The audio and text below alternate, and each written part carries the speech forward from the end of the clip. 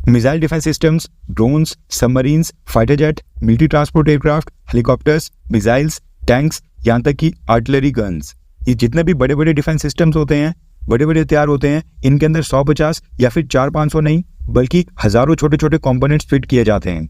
तब जाकर final assembly line में एक फाइटर जेट तैयार होता है।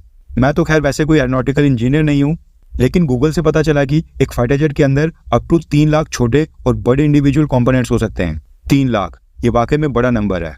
कंपोनेंट्स बेशक ये छोटे छोटे होते हैं, लेकिन अगर इनमें से एक भी कंपोनेंट इधर से उधर हो गया तो फ्लाइट ऑपरेशंस के लिए फाइटर जेट को परमिशन और क्लियरेंस नहीं दी जाती है। इसी कारण से फाइटर जेट्स बनाने वाली कंपनीज इन छोटे छोटे कंपोनेंट्स को खुद नहीं बनाती है। अब क्योंकि ये लाखों कंपोनेंट्स है, ऐसा करना उनके लिए सरदर्द से भरा काम होगा, इसलिए वो सारे छोटे छोटे कंपोनेंट्स आउटसोर्स करके दूसरी छोटी कंपनी से परचेज करते हैं। इंजन्स किसी और कंपनी से लिया जाता है, फाइटर जेट के विंग्स कोई और बनाता है, रडार्स बनाने वाली कंपनीज अलग होती हैं, फिर मिसाइल से लेकर सेंसर्स, स्विचेस, सीट, कैनोपी और कई तरह के कंपोनेंट्स दूसरी कंपनी से परचेज किए जाते हैं। वो कंपनीज भी आगे छोटे छोटे कंपोनेंट्स जैसे कि वायरिंग से लेकर स्विचेस अपने से छोटी दूसरी कंपनी से परचेज करती हैं और फिर उन सब कंपोनेंट्स को लाकर फाइनल असेंबली लाइन में फिट किया जाता है और एक कंप्लीट फाइटर जेट बनकर तैयार होता है।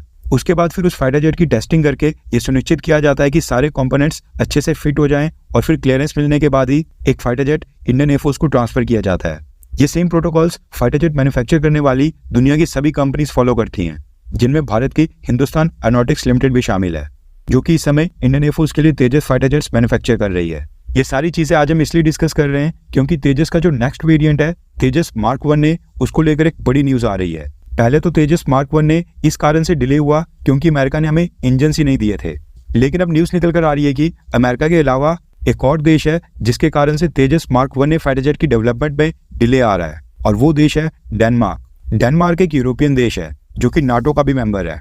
अभी जितने भी नाटो के सदस्य देश हैं ये सब कोई ना कोई डिफेंस इक्विपमेंट या डिफेंस कंपोनेंट अपने देश के अंदर मैन्युफैक्चर करते हैं। नाटो लाइंस के तहत अमेरिका भी काफ़ी सारी डिफेंस टेक्नोलॉजी और एक्सपर्टीज इन सब के साथ शेयर करता है। अब जो डेनमार्क है ये भी फाइटर जेट्स का एक बहुत ही इंपॉर्टेंट कंपोनेंट मैन्युफैक्चर करता है, जिसको इंजन चार्जर एम्पलीफायर कहा जाता है। फाइटर जेट्स के अंदर इनका एग्जैक्टली क्या काम होता है वो अगर हम डिस्कस करेंगे तो वीडियो काफ़ी लंबी हो जाएगी। मेन बात यह है कि ये जो इंजन चार्जर एम्पलीफायर होते हैं ये इंजन से कनेक्टेड एक बहुत ही इंपॉर्टेंट पार्ट होते हैं। किसी भी फाइटर जेट के सेंसर्स और इलेक्ट्रॉनिक्स के लिए काफी इंपॉर्टेंट होता है और मॉनिटरिंग के काम आता है। भारत की हिंदुस्तान एरोनॉटिक्स लिमिटेड अभी तक ये डेनमार्क से परचेज करती थी, लेकिन न्यूज निकल कर आ रही है कि डेनमार्क ने इंजन चार्जर एम्पलीफायर के भारत को एक्सपोर्ट करने के ऊपर बैन लगा दिया है, और अब डेनमार्क की कंपनी इस बैन के कारण अपने ये इंजन चार्ज एम्पलीफायर्स भारत को सप्लाई नहीं कर पा रही है। इस वजह से भारत का तेजस मार्क 1 फाइटर जेट और भी डिले होते जा रहा है।